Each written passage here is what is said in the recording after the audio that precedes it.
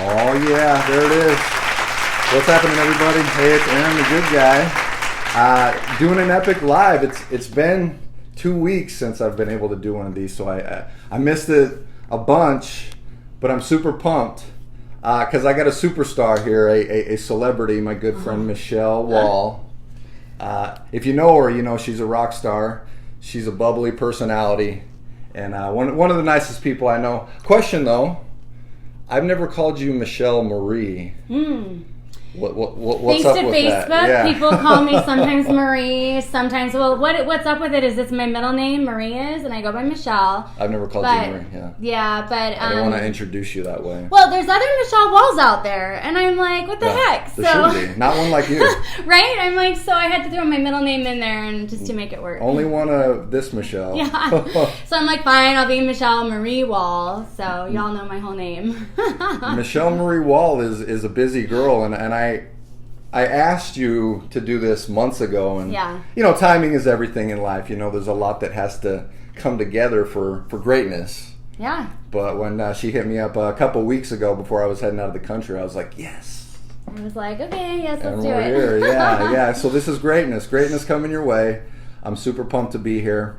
I was trying to out of all the people I've known since I moved from California back in the day, you're one of my oldest friends. Not that you're old, but you know, I've known you the longest. When did I was you trying move? to think.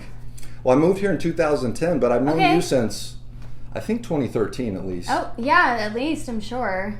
Yeah. Trying to think of where it was, how we met. Was it miraculous? Was it like, I mean, you know, did I meet you through John, or did I meet you outside of him? I don't even. It's one of those things. I don't even know. It's You just guys we've known kind of each grouped other. together in my memory because you Yeah. were so like We were the buddies. partners in Yeah. crime. Yeah. I don't know. Well, I thought it was older than 2013, though. I thought. Oh, I mean, I don't know.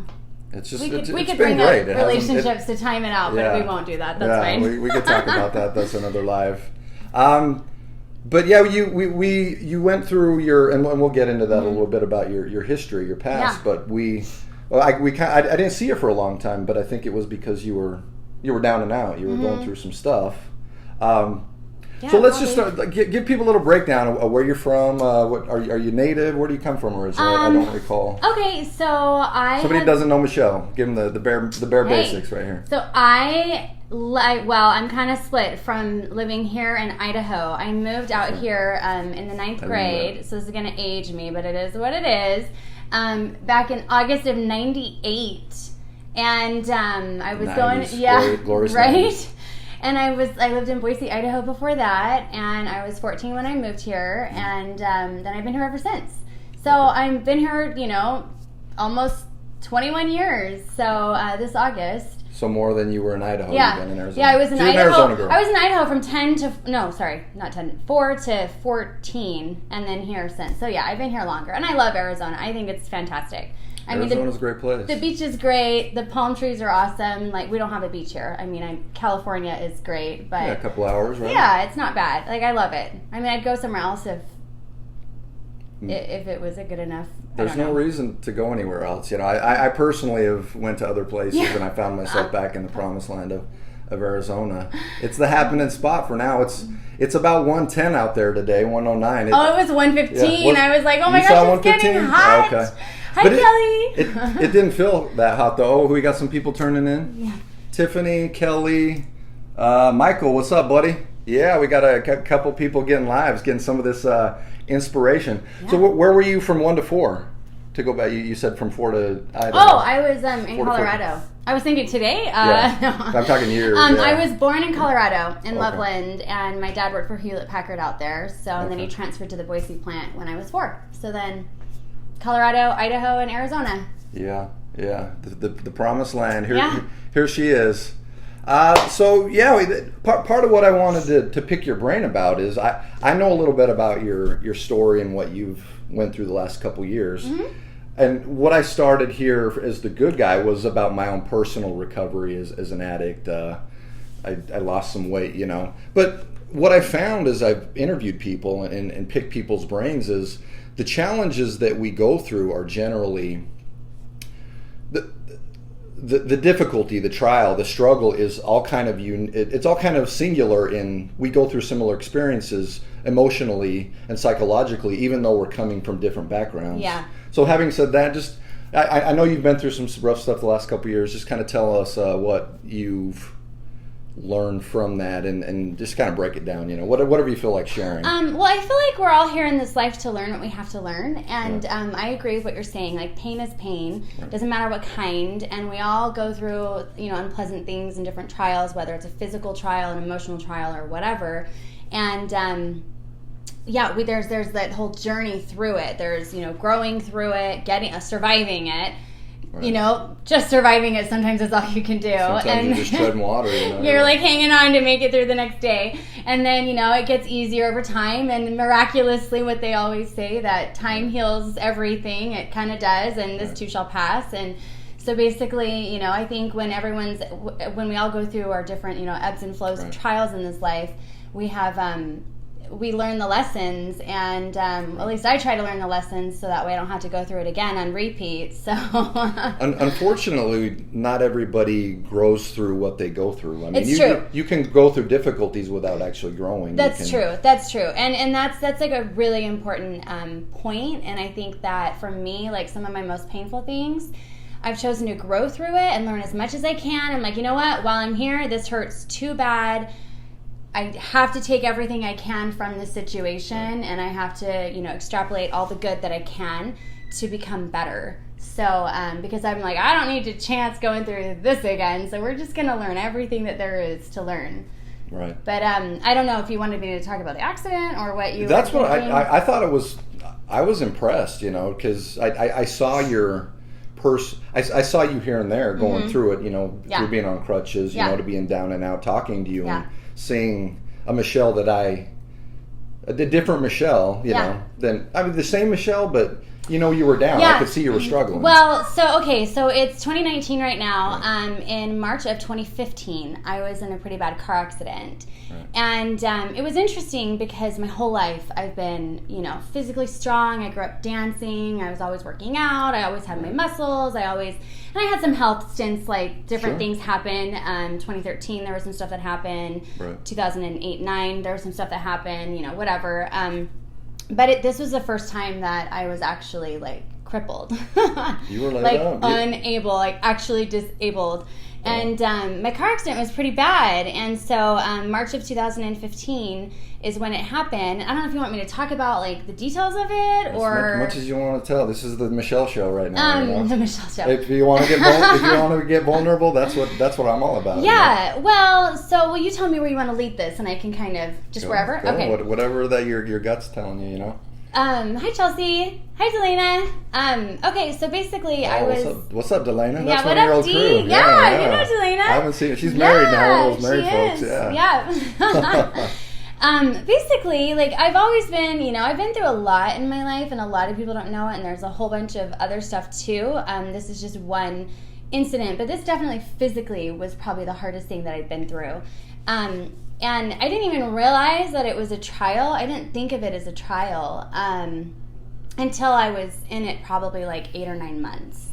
So basically, I was sideswiped on the freeway by someone going 90 miles an hour on the 60. I was headed to IKEA one Saturday afternoon. It was like 5 o'clock, I was trying to save something like $16 and do a return, because I'm not the best at doing returns. So I was trying to be responsible and save the money and do the return. And I'm driving to it. So if anyone knows Arizona, I'm in the left-hand lane on the freeway on the 60. And it was optimal circumstances. I was so protected and so blessed. For me, it was really hard to go down the rabbit hole on this one, because I just felt super protected. But I wasn't in a hurry. I had my seatbelt on, both hands on the wheel. I had my phone down. I was just like cruising. I was doing everything right. And there was my lane came to like immediate stop when it was getting close to where it merges onto the 10. And I had time to stop because I was well aware and watching, but there was an SUV behind me that was fishtailing, just trying to slow down. And I was like, oh, this is going to be bad. And it's all you could see it. Yeah, so I saw it all happen. I saw it all like in advance, and it was like time slowed down. Right. And basically, it was interesting because then all of a sudden I had a flash of the accident. Like it just flashed in front of my mind. And Heavenly Father showed me, okay, this is what is going to happen, Michelle. And it was a 10-car pileup. I saw my car. My trunk was in my back seat. Wow. This SUV, it could have been like a Tahoe or something big like that. Like they were, like I didn't see me, but Mike, like I would have been probably crippled or killed. Or, I mean, I'm so blessed. Like my airbags had a recall out for, you know, shooting out shards of metal, and they were like shredding people and impaling them, and I mean the whole thing. And I'd forgotten about this until later, and I was like, oh my gosh, I'm so happy about that. But I was just like, oh my goodness, that's really bad. What's my exit strategy? What do I have time to do? And I'm just kind of like, if this guy can't slow down, I'm going to get out of the way. And so I had my lane, my eye open on the HOV lane to the left the whole time, which was wide open, and I'm watching it the whole time. And I'm like, okay, if this guy cannot stop, like I'm not embracing that, so I'm getting out of the way. And sure enough, like last millisecond I had to react. You took it. I took it, and I was like, he's not killing me today. So then I jumped into the HOV lane, which I got into the lane, but the car behind him, I'm pretty sure it was the car behind him, it's the only thing that makes sense, also did the same thing and jumped into that lane, and they were flying. And I was in the lane, and there wasn't room for both of us, and it went and hit my car to the right. And I should have like spun around in like 1.5 circles or half circle at least, and smacked into multiple cars in the lane that I just got out of. But I was doing CrossFit at the time, and I was super strong, and my arms and shoulder, and I think that saved my life. But every time I saw you before, I remember carrying a watermelon. I come over to your house. I'm like, look at me. You were always in your workout clothes. Flexing my back, and you could see like the muscles on the way down. And I'm like, this is great. Yeah, you wouldn't want to mess with her. Yeah, it was so fun to get that strong. And anyway, so basically, it was really weird. Like everything happened in slow motion. I knew exactly how to react. And when it hit me to the right, my car should have hit other cars, but I did a hard left into the momentum, and the front of my car was headed towards, was pointed at the median in the road. Right. And so my car is pointed completely away, and I'm trying to drive away as it's being thrown in the opposite direction.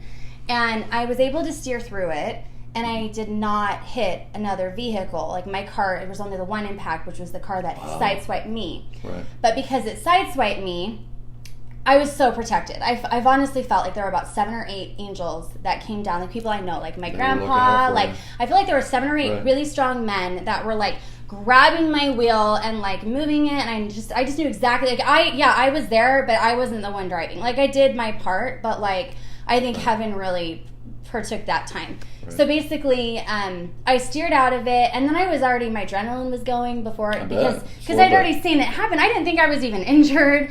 I mean, the panel that the guy hit me at, my airbags didn't even deploy. It was such a blessing because I would have been like shredded from head to toe, if not like killed by it. Everything that could have went wrong didn't go wrong. Yeah, like everything that could have gone right did. And so like it was I felt so protected.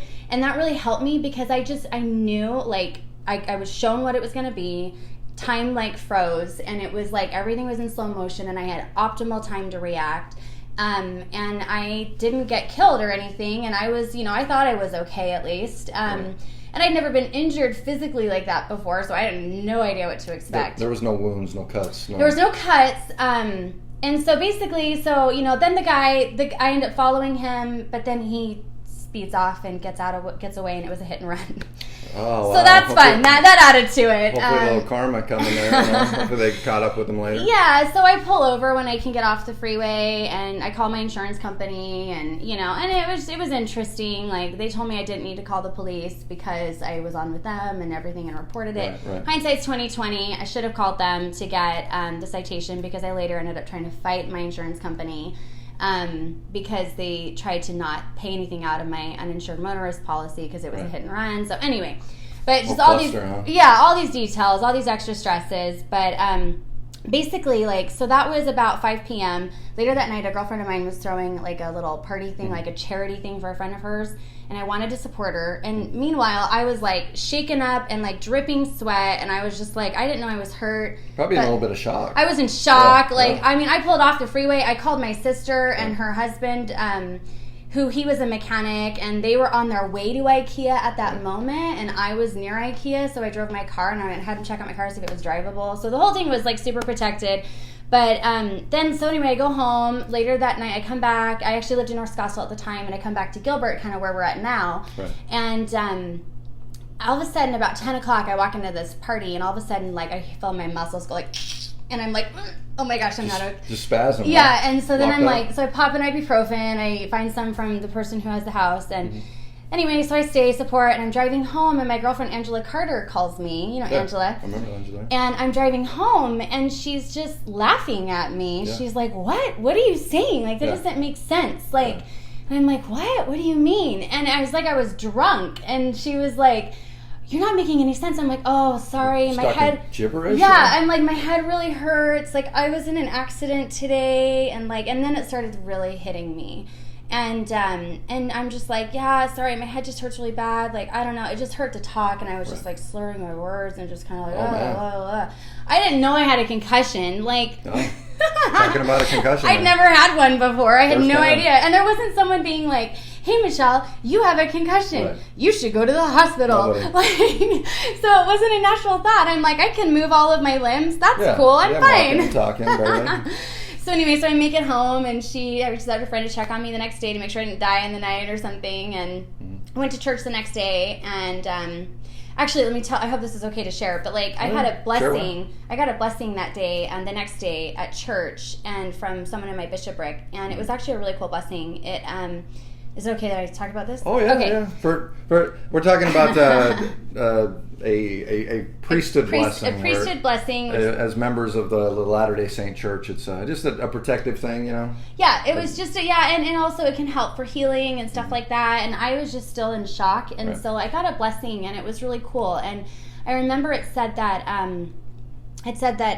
Heavenly Father was pleased that the help He sent basically like worked out. Like, I'm paraphrasing it now, but I was like, oh, that makes so much sense. Like, and it was like, we all have our agency in this life. Angels on the other side of the veil have their agency. Like, they chose to come. He allowed them to come and help me. Yeah. And it all worked out as best as it could. And Heavenly Father was pleased that it did. And I was like, that makes so much sense, because I just knew there were people there physically helping me. I knew what to do. I don't know how I knew to go into the momentum. Right. Hindsight, like, that saved the accident, but it shredded my body basically on the inside, like from head to toe. And the right side was like way worse. Like, all of my soft tissue was just like. Just like and every day, kind of like maybe you took a bag of chips and like smashed them, and they're all just kind of mush inside. More like a macerated tire. Okay, like a shredded tire. Like a shredded tire, yeah. That's still not good. Which is what my surgeon said, like, after my first hip surgery from it. I read his surgical report, and the only word he used to describe the condition of the cartilage in my hip was macerated.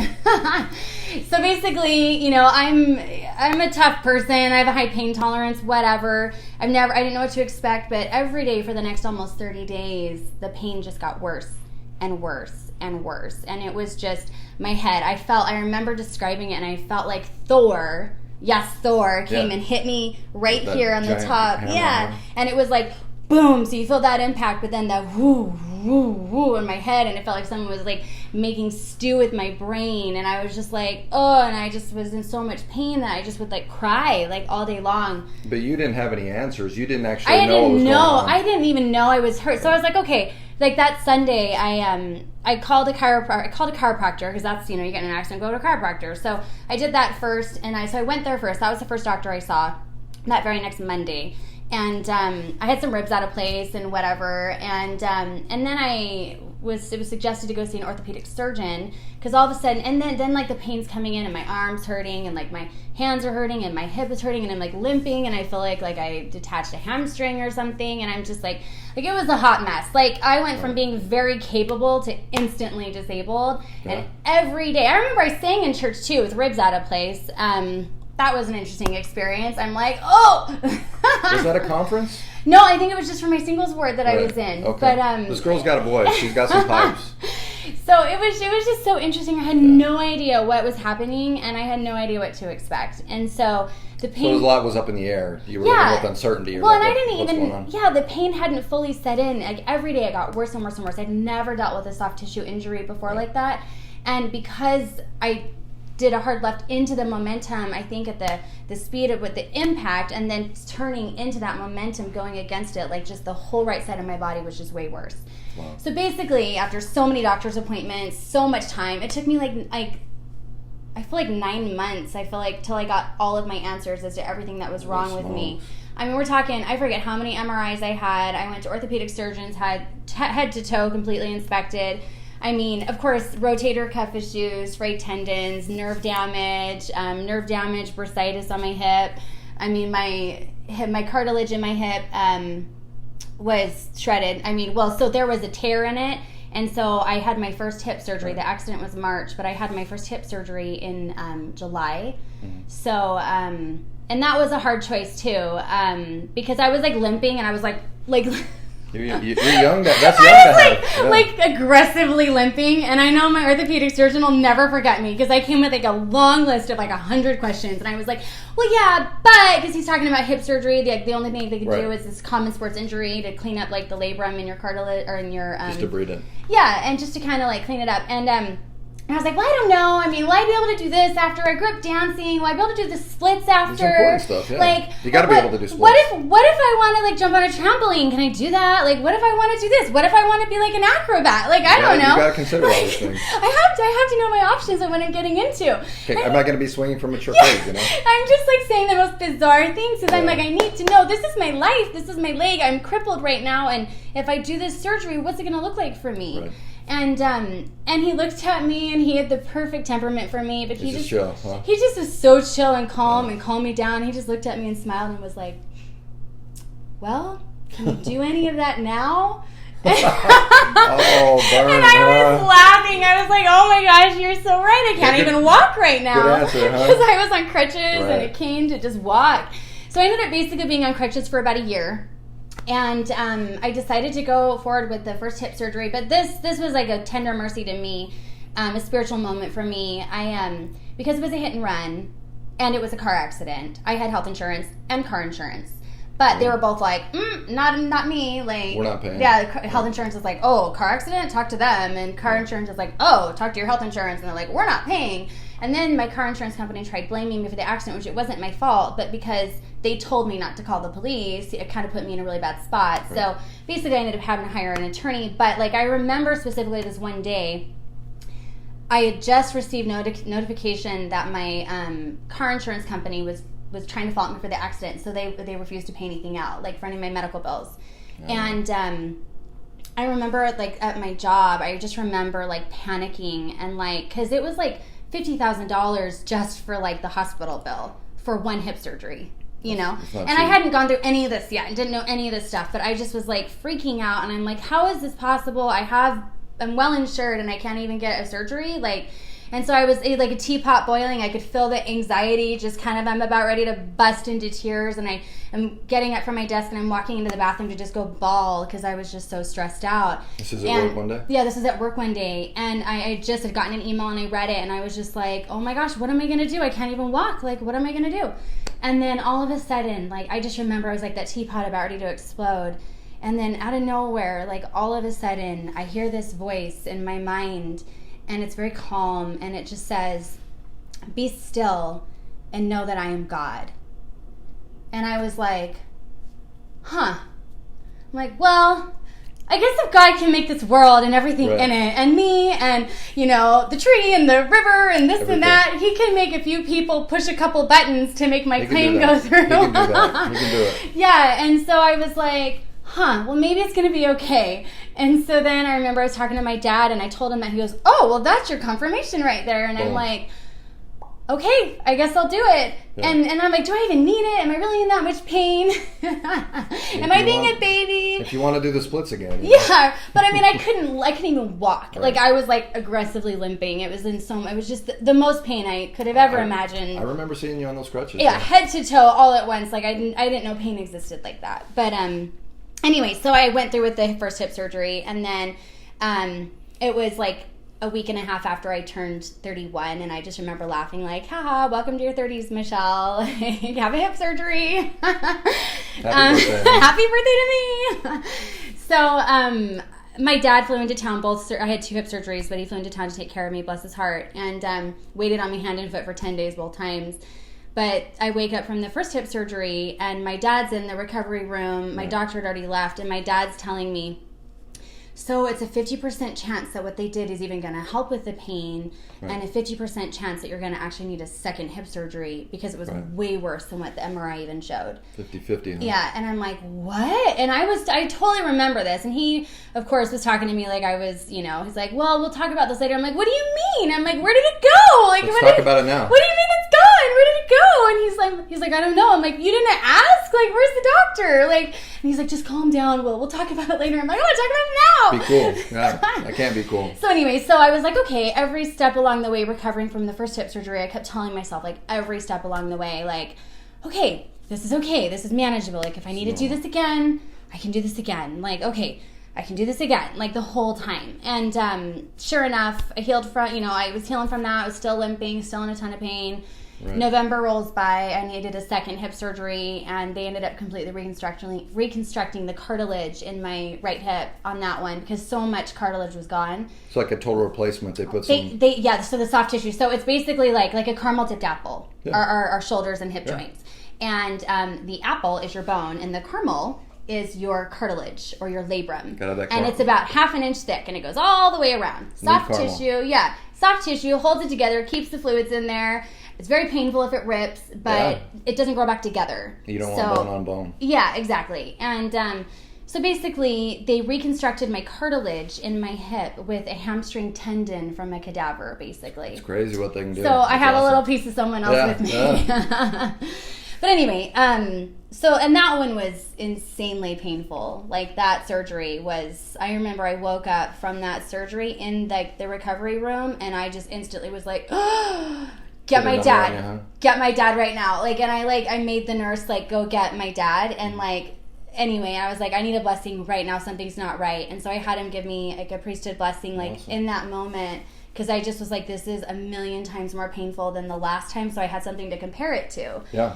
And it was way more intense. Like, I remember just even getting home from the hospital. I have 2 little Yorkies, and they're my babies. And I should have stayed the night in the hospital. It was outpatient, but I just wanted to be home in my bed with my dogs and just cuddle them. Nothing like your own bed, Yeah, and so I just no, I just want to go home. I just want to go home. So we went home.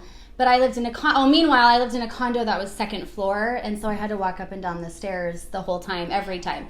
I mean, we're talking any extra weight, my body would rip. Like, I remember I would put the mail in a plastic bag as I'm using crutches to walk up my stairs. That's called multitasking right there. And the weight of the mail was ripping my body. Well, I guess in hindsight, you could have called a little bit of rehab, We're just getting a little strength there. So, I mean, it's just, whatever. When things get real, life comes, sometimes life comes to a screeching halt, and when it gets that real, everything else goes out the window. And so I was just trying to survive and get through it all. But I remember we couldn't even get me up the stairs. I was screaming, and it was so much painful. My neighbors were coming outside thinking I was being attacked. What's going on with Michelle? Huh? Because I was crying. I was like, I'm sorry, and then I'm crying and laughing at myself at the same time. And I'm like, I'm sorry, I just had surgery. It hurt so bad. I'm fine. This is my dad. It's cool. Well, being able to laugh a little bit, that's amazing. Yeah. Well, you have to laugh because sometimes things are just so hard. You have to find the humor in it to enjoy it and get through it. Life's hard. So anyway, I know this is a lot of detail. I don't know if this is where you wanted to go. We love deets, I'm sure there's somebody out here that's not seeing this now, or maybe seeing it now or seeing it later, that is going to say, hey, I know exactly what it's like to go through what Michelle went through. So, but it sounds like you had a lot of uncertainty. Yeah, I didn't know. Things were up in the air. Mm-hmm. What would you tell people right now? Somebody's who's dealing with uncertainty. What's some advice or motivation you could give real time for somebody who's looking for that? Honestly, I was just trying to. I did what I knew. I did the best I could. I prayed so much to get me through it. I relied so much on heaven during that time to survive, to even deal with the pain, to even mentally. I mean, it takes a toll on you. I was starting to log my symptoms every day, and it just became too depressing. I just couldn't do it. I was like, I can't do this. And I just would say, like, focus on what you can, what you do know. If you're not certain about stuff, just do what you do know, and just try to seek answers, and try to, you know, align with kind of peace, and have a quiet mind. And if you believe in, you know, God, pray, and just kind of check in with who you are. And I think that you'll end up finding guidance from, you know, above or within, and you can figure it out. How much guidance? Because I believe that we're generally, I mean, we have direct inspiration, comfort, whatever you want to call feelings. For me personally, a lot of my comfort and direction came like externally from other people, like, you know, pulling me along. Was there a lot? Did you have a lot of that? Yeah, along the way? I mean, so I'm sure you had plenty of support. Yeah, well, so it was interesting. My dad lives in Idaho, but he flew out for both surgeries. But what's interesting was, like, you really learn, like, you see true colors in people when you're really going through something and you need them. And it was really interesting. That's your tribe. Those are your people. Well, yeah, like, so I had good friends that I was really disappointed in, that, like, really let me down. And I would never do that to somebody, so it was really hard for me to understand that. But then but then I was pleasantly surprised by so many people and strangers. And I mean, moments where I'm on crutches and I'm just trying to open up the door to go into, like, Cafe Rio to get food. And I'm like, oh, okay, here we go. We can do this. Like, and when everything hurts, like, it's like that big of a task. And the interesting thing is, I remember this one time, I'm looking around and I'm just like, oh my gosh, like, what am I going to do? I can't open this door. And, like, there were so many men just kind of standing around this one time, and plenty of men helped me, but this one time, it was interesting because people that could have very freely helped didn't. They just kind of were, like, looking. Then there was this one mom with all these little children at her table that was super busy, and she saw me, and she jumps up and opens my door. Right. And I was like, oh my gosh, thank you so much. She was your good Samaritan. Yeah, but it's like life-changing in that moment when it gets that hard and you can't even function and you can't open up a door for yourself. When the random act of kindness, you're like, oh my gosh, thank you so much. Like, before this accident, like, it was really hard for me to let people serve me and let people help me. Right. Because I was always very independent, been on my own from a really young age. And you can handle it yourself. Yeah, and I just did it myself. And it was just like, it's cool, I'll just do it. Like, and I would, you know, make it happen. But this accident really taught me, like, to allow people to help me. Right. And it just, like, my singles ward was amazing. Like, they would bring food over. Like, it showed me, like, oh yeah, you can, like, provide service and not dig a ditch. Right. There's other ways to do it. Because before I'm like, service, I don't want to dig a ditch. I wouldn't wish that on anybody. Especially in Phoenix in the summertime. You don't want to do that. Well, then a singles ward is like a congregation, a church of people, other parishioners that we're looking out for. Yeah, that are all just unmarried, basically. Yeah, singles. So, yeah, single people. And so they were great. Like, they helped me a lot. I had friends that would check up on me every day. Like, my sister, Melissa, helped me a ton. And her husband, like, at one point, like, I ended up, like, even losing my job over it.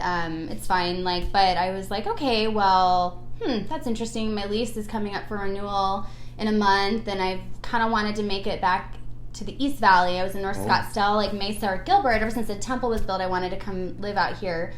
And my sister, bless her heart, her and her husband, like, opened up their home to me and let me move in for a year, just still recovering from, like, my second hip surgery was November, and I moved in, I think, January. Right. So, like, I couldn't even pack my boxes. Like, my whole church congregation came over to basically help pack me up. Elders Quorum. Yeah, like, and move me, and, like, I was just like, You're angels, yeah. Yeah, like, I lived with them, like, for a year, and I mean, it's fine. I mean, I have a great, like, it's funny how life happens. Like, I bought a house out here. I have a job that I enjoy. You know, life's just different. You just go with it, and you can't make it up, you know. Yeah, but I think going for me, I learned like I get so many blessings from that. Like, I truly know what it feels like to be in chronic pain, and I know what it feels like to be disabled, and I know what it feels like the agitation and just everything, like when you're in pain. And like I know also how to have a positive mindset during all of that. Sure. And I never went down the rabbit hole of like, oh, why me, poor me, why did this happen to me? That's rare. Well, and here's the people most people do, or I would imagine a lot of people do. Yeah, well, it's really easy to when you're in that much agony over whatever it is. But like, I just remember people asking me like, oh, so do you think, like, what do you think? Like, kind of like I needed this car accident to happen to like learn whatever I needed to. And I was like, I don't think that this was a trial that I was destined for. I think there's natural consequences in this life. And I think that, a natural consequence of being human and mortal. Right. I was at the mercy of the person behind me. And so the natural consequence of their actions for being irresponsible driving affected my life. And basically, like, I felt blessed. Like, I was protected and I was blessed. And like, so I could list so many blessings. And I looked at it like a positive, so I didn't even think about it. It didn't even cross my mind that it was a trial, even as I'm like crying because I'm in so much pain every day. That's huge. And then like somebody I was talking That's rare. Yeah, I remember there was a whiteout party I was at. Like, I don't remember when it was during the journey, maybe like 9 months in or 8 months in or something, maybe right before my second hip surgery. And I had a friend and I was talking to her and I was on crutches and she was like, wow, that's so hard. And I'm like, oh, well, I mean, whatever, pain is pain. It is what it is. Yeah, it is what it is. And I'm surviving. And she's like, is this like the hardest trial you've been through? And I instantly laughed and was like, Come on, no, are you kidding me? This isn't even a trial. This is like, this is a small potatoes. Yeah, I'm like, what? Because like emotionally I've been through a lot of different things. Right. But then I was like, and it set in because it took me probably like 3.5 years it took out of my life to like rehab and recover from this accident. And it was a minute. and I even had like a hand surgery because I have nerve damage, and so I had the carpal tunnel release to try and like help with the nerve damage. And so it's been a long journey to heal. And like I remember it took maybe 3 years for even the concussion to like let up to where all of a sudden one day I'm like, oh, wow, that's a concussion. I don't have a haze over my brain right now. 3 years for the concussion? Like for it the was symptoms? I didn't even realize it. Like, and it's hard to not be able to articulate your thoughts, and you're thinking something and you're like, oh, I know what this word is, what is it? And you're trying to like spit it out. So wow, that's quite a... Yeah, it was intense, but like pain is pain. There's people out there that have been hurt way worse than me, and then I was hurt way worse than other people. And one thing that people, like I found was a commonality when people would see me walking around on crutches is that you'd hear all their stories. They're like, oh, hey, I broke my leg once, and they're trying to relate, and you're like, yeah, man, that's tough. I'm so sorry. I'm glad you made it through it. And, oh, it wasn't as bad as you. I'm like, it doesn't matter. Like, pain is pain. Like, and I think once you experience it, like it changes you. I think anyone who's been through an extreme amount of physical pain can probably amount to the fact that it changes you. And it made me patient. Oh my gosh, it made me patient. Patience was not something I... Now you have oodles. Huh? Yeah. Now maybe I have too much. Like, I don't know. Yeah, I don't think you can have too much patience. I think the more patience, the better, because you definitely need that in life.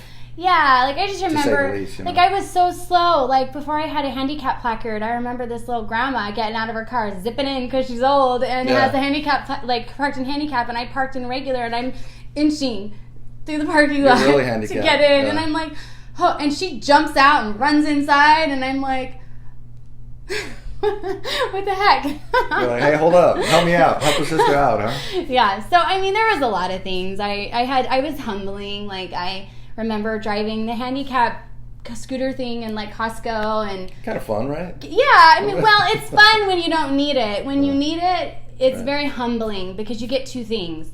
I got the shame on you looks for people being like, oh, I can't believe you used that, because they didn't know I was injured, but I'm young and look healthy and whatever. And then I got the, oh, that's so sad. You're too young to be like disabled. And that's the one that made me want to cry every time, because I'm like, oh. So, anyway. You know, one of the greatest learning experiences I think that somebody can have is the ability to have empathy and compassion and not pass judgment. And there's a lot of that goes on. But until you've really been somewhere and experienced some things, had physical pain, emotional pain, and then something you talked about made me think about how people feel isolated and lonely because they don't reach out. They don't get other people's perspectives. They don't realize that there's a lot of people that have went through similar things. Maybe not the same as Michelle. Yeah, it's different. But similar. But principle based, it's the same. Like what you were saying in the beginning. Right. We all go through different things. Right. Like I haven't struggled with drug addiction, but like I've recovered from stuff. Like I've recovered from like this accident, and like it's a lot of similar things, and it's a mental challenge. I mean, you have to choose to be positive. It's a choice. You have to choose your strengths and choose the person that you want to be in every moment in life, like no matter what you're going through. And if you're going through it and it's happening, hey, it's going to happen regardless if you like it or not. So you can choose to be happy about it, or as happy as you can, smile, laugh, find joy along the way. Right. And learn the lessons, or you can choose to be miserable and make it worse on yourself. Yeah. So I don't know. I think I'm pretty blessed with the ability to like be happy even through my hardest times in life. Well, and the thing about when you're happy and things are good, we're generally not growing. It's the difficulties that make us who we'll become eventually. Mm-hmm. It's like the one of the greatest analogies from. This is a talk, but it comes from the scriptures, is the refiner's fire. Yeah. How we're beaten on, we're heated up, we're bent, we're made into something beautiful if we will allow that to happen. Yeah. And then on the other side of that heat, that pain, that suffering, we have perspective. And I think that's one of the greatest gifts we can have from difficulties and struggles and trials is perspective. It's that you have to taste the bitter to appreciate the sweet. And you can obviously more appreciate the sweetness in life now. I would imagine. Yeah, well, yeah, and I mean, it's, you know, things happen, you know, it's fine, but basically, I think, to be able to appreciate the good, you have to experience the bad. Right. And I forget what I was just going to say, so. No, that's great. I had a thought, and then I forgot. We have a lot of stuff coming out. We got Refiner's Fire. That's right. Fire, yeah, it's so true. Like, I was actually just talking to my sister last night about this. Have you seen that Mormon Message? Which one? It's so great. Maybe I need to watch it. I don't know. It's Quentin Cook. It's one of his talks. Okay. Game changer. Check it out. I'll put that in the post below. Yeah, well, I was talking to my sister about this last night on the phone, and I was like, you know what's interesting is, like, I feel like the salt of the earth kind of people, like the people that seem just so great and just so happy, and like I think that those are the types of people that maybe they've been through so much, then they're able to get through it, and they don't wear it, and so you don't see it. So at first glance, you only see what is there, which is the person that they've become because of all these things. Right. But if you really dig in, they've been through so many things, and you're like, wow, that's amazing that you experienced all of that. Right. And you're so content and happy and positive, and you're so serving and loving, and like, wow, you are such an amazing human and such a good person. They're not bitter and salty. Yeah, and I mean, I feel like, I'm like, this is gonna sound maybe a little whatever, but lay it on us. I'm like, well, I feel like when people get to know me, like they get to know me, and I feel like I am who I am, and I wear who I am on my sleeves.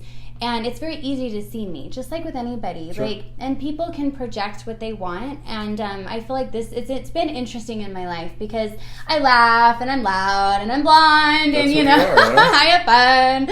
This is Michelle all the time right here. You get what you see. It doesn't matter, you know. And I have many facets to who I am, just like we all do. And it's just interesting when I meet somebody and then they get to know me on a deeper level, and they're like, wow, I did not know that, you know, you've been through X, Y, and Z. And I'm like, well, I guess you didn't ask. You never know. But along those lines, you know, when I was in a bitter, dark place, you know, just this last year, I was projecting a lot of my own insecurities, my own perceived failures, my own lack of fulfillment in life onto others. I was seeing people who were, you know, I may have looked at like Michelle and like, oh man, she's got going. I mean, I know you, but you know, somebody who's, you know, walking tall, smiling, they're successful. That's taking away from their life experiences. You're you're not giving them Credit. their due credit, and they've come from some places, you know. But until you start to reach out and talk to people, you're not going to realize that we've all been down and out. But maintaining that positivity and smiling through it, that's where true character comes from, and that's what I've heard you do. You know? Yeah, it's that's true. great. I mean, I've been admirable. through some really interesting things in my life that have been extremely painful, and even in my darkest times and my most painful moments, I have to laugh. Because it's like sometimes you're like, you can't even make this stuff up. Yeah. Like stranger than fiction, you know what I mean? You're like, wait, and this just happened? Yeah. Wow, Yeah. that's amazing. Like, who man, knew that could happen all in the same day? And the hits just keep on coming. You know? He's got quite, you're like, he's got quite the sense of humor. You know? Yeah, but I was going to say on what you just said there, the thing that's really interesting is, like, there's so much opportunity in this world, and there is such an abundance of everything that I think, like, the adversary wants us to believe that if someone else is succeeding, that means you're failing.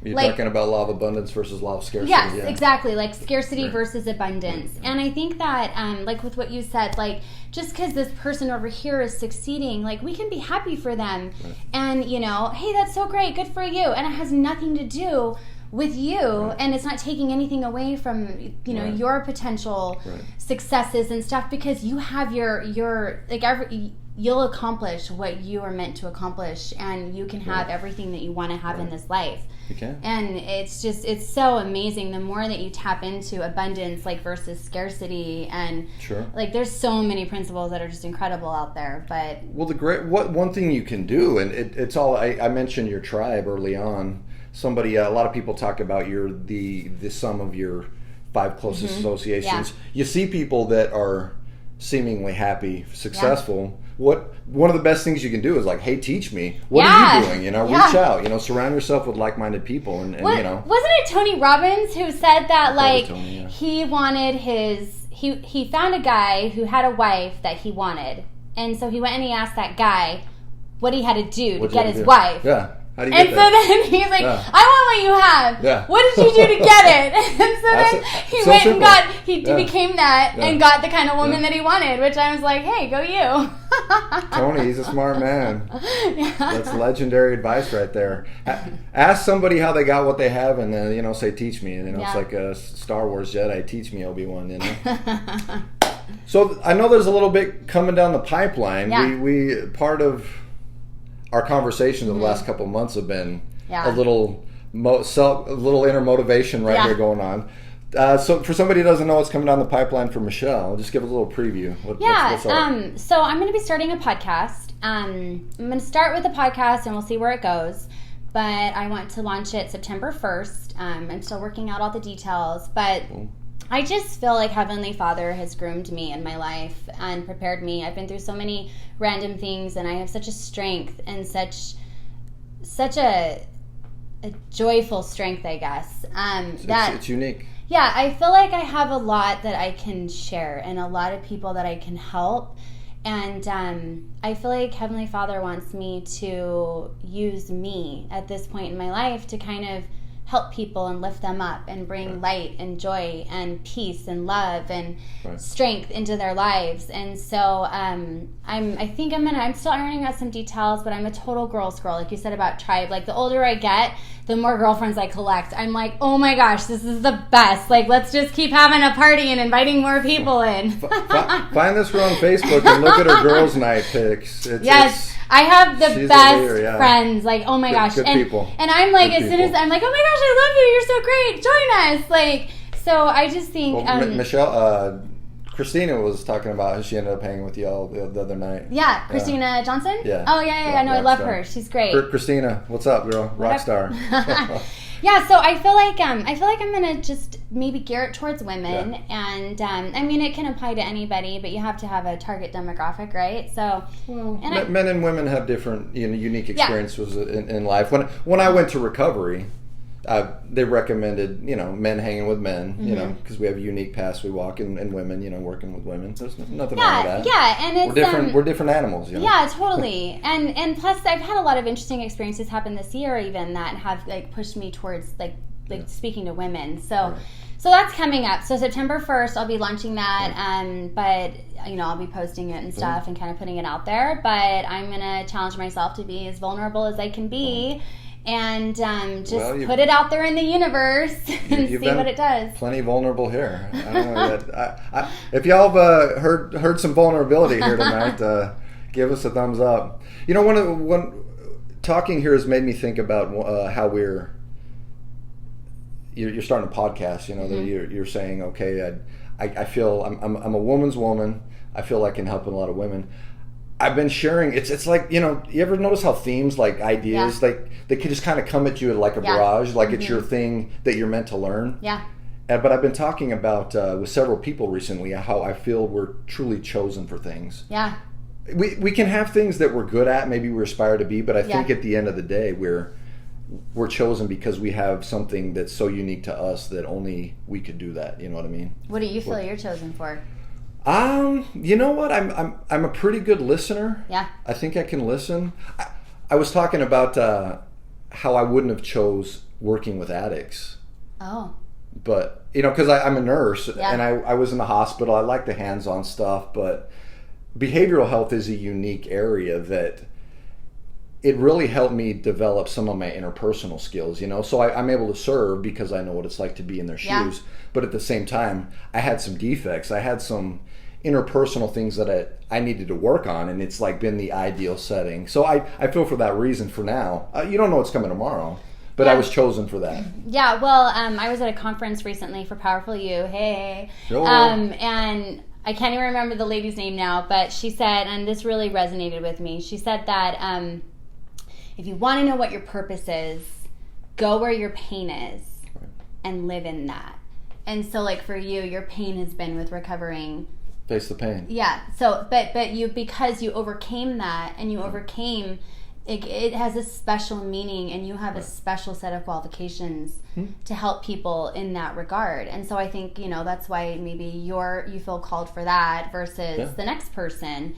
Yeah. I'm a female and I've struggled with a lot of female things, and I don't know, and I feel called to help women. You know female stuff. Yeah, I know. I'm a total girl's girl, and hey, why not? And I also was thinking it'd be fun to, I just feel like there's so much depth to my life and to my knowledge and to my principles, just to who I am. And I don't really have an outlet to express that and an ability to share it. And I love that you're doing what you're doing, by the way. I love that. And I love that you pulled it out of a dark time. It was dark. Which is amazing. Like, how did that come to you? I was sitting at work one night. I work nights, and I was in a deep, dark depression for a couple months. Like I explained, I was really projecting a lot of my perceived failures. There was some things I knew I wanted to do, but I wasn't reaching my potential. And one night, I was following the political cycle. I was really involved with politics. So I was watching a lot of YouTube, and I was like, you know what? These people are just at home, with the camera, and probably not even wearing any pants. But I mean, we're wearing pants here.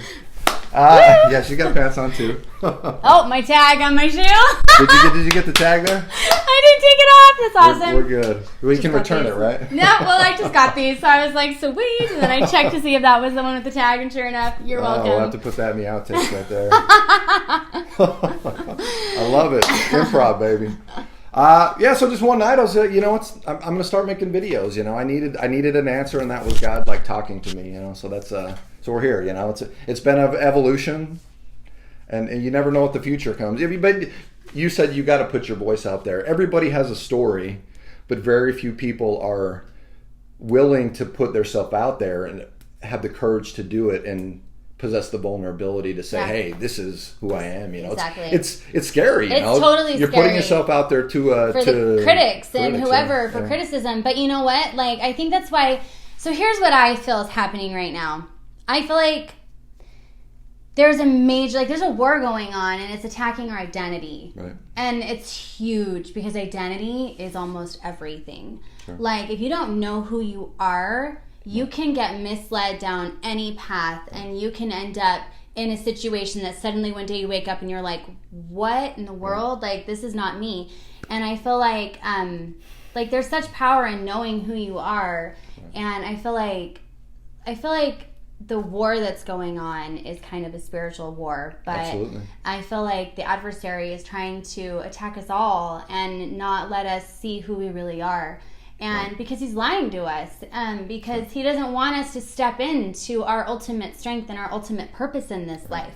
Because the more we align with who we are and who Heavenly Father designed us to be and all that we're meant to do in this life, like he's like, oh, I want to do everything but keep Michelle off her path. So I'm going to throw this monkey wrench and this monkey wrench. And he still tried, though. Yeah, and the more we align, the harder he tries. Right. And so I just think that identity is huge, because if you really understand like how incredible each one of you are and each one of us is, and like what our worth is and how much we're truly loved and how much we're capable no matter who we are, like I think there's such power in that. It's almost our superpower. Right. And so much so that Captain Marvel is my current favorite movie. And I saw that, yeah. Loving like the light into the hands and like the coming into the sky and the flying. That's a girl power movie. Yes, for sure, it is. There, I love that. Flying around, kicking butt, you know.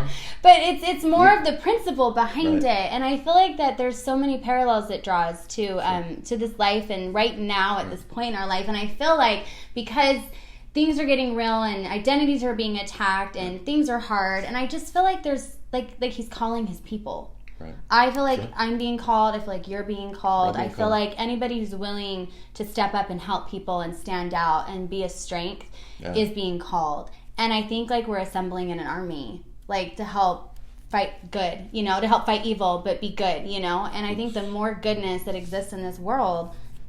Whose team do you want to be on is the question. You know, I just did a blog post today, and the title was "Life's Calling. Are you ready?" Yes. Are you ready? And I know Michelle's ready.